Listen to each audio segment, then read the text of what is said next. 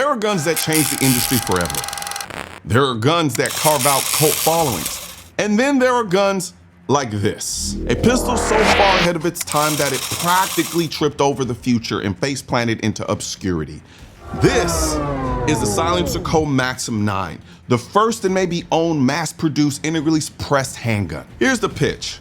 One gun with a suppressor built in, no threading, no bulky can hanging off the end, no added length that makes you feel like you're walking around with a broomstick in your waistband, just a single futuristic John Wick adjacent sci-fi blaster that promised to rewrite the rules of concealed carry and suppress shooting. And in many ways, it did.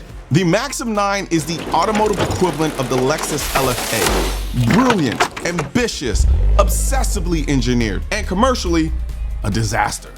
Why? Because it came out in a world that wasn't ready for it. You are not ready! First problem, America's idiotic suppressor laws. You had to file your tax stamp paperwork for the gun itself because the suppressor is the gun. That meant you couldn't just pick one up like a Glock 19. You had to do the NFA dance, the fingerprints, the background checks, the months-long wait, which immediately killed the idea of this being a mainstream pistol. Imagine if every time you bought a car, you had to wait 9 months for the government to hand you the keys. People would just Uber. Now, real quick. What do I mean when I say integrally suppressed? Normally, when you think of a suppressed handgun, you picture a normal pistol with a soda can-sized tube hanging off the front. That's a suppressor you screw on and off. Integral suppression is different. It's baked into the design of the gun itself. The barrel is ported, the baffles are built around it, and the whole thing is one continuous unit. That means less overall length than a pistol with a can attached, better balance, and usually better sound suppression because it was engineered from the ground up as a suppressed gun, not an afterthought. On paper, it's genius.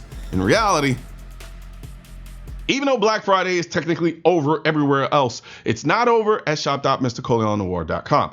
We've decided to extend the entire Black Friday sale. So right now, almost everything on the site is 20% off when you use the code FAFO at checkout. That includes the brand new FAFO collection like this hat that I'm wearing right now. Of course, you got the Right to Bear Arms design. We got the Defend America designs, the Keep America Tactical designs, all of our shirts, the hoodies, the hats, and every piece of drinkware. And of course, my favorites, the AKT1 Blackout, my absolute favorite, wireless Bluetooth in-ear hearing protection, period, as far as I'm concerned. They're basically AirPods for shooters, except these actually protect your hearing from gunshots while still giving you that clean audio experience. So hit the link in the description section and use the code FAFO, save 20% and support channel while rocking gear that actually says something. Before you finish watching this video, a word from our sponsor. Have you ever thought about making a living in the firearms industry? If you enjoy gun repair, ballistics, and learning about firearms, Sonoran Desert Institute's online courses might just be a good fit for you. To find out more, visit sdi.edu or call 480-999-4767 today. The second problem, it looked like something pulled off the set of Blade Runner, which, let's be honest, is exactly why I loved it. But the gun community isn't exactly known for embracing futuristic design. Glocks still sell because they look the same now as they did when the internet was dial-up. The Maxim 9 was different, too different. Now, personally, I like the way it looked. Yes, it looks a little goofy, but if we're all honest, I mean truly honest, so does Sydney Sweeney. And yet, that slightly goofy, I'm zooted out of my mind, glassy-eyed look is what makes her so uniquely attractive, among other things.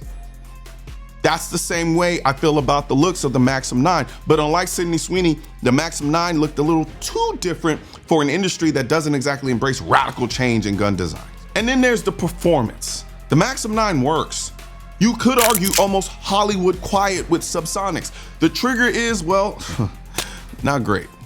To some, it was downright horrible, long, heavy, gritty.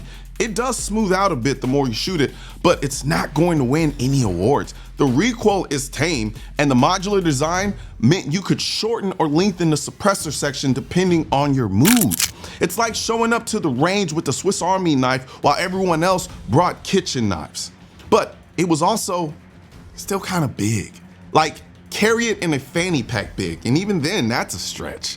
And when you factor in the price, about $1,500 to $2,000, which is what most people spend on a gun and a suppressor combined, Well, so the market shrugged. The Maxim 9 became that weird gun everyone wanted to shoot once, but no one actually wanted to buy. A one-night stand in the gun world.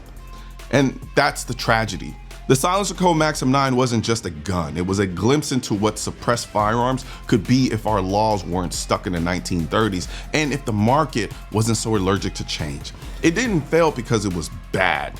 Granted, it had its shortcomings, but it was just too ahead of its time and came out in an era where everything was working against it. The future of suppressed handguns, it might look like this. But until the world catches up, the Maxim 9 will remain what it always was, a gun ahead of its time and doomed because of it. And I also want to say thank you, Gunspot, for supporting the channel.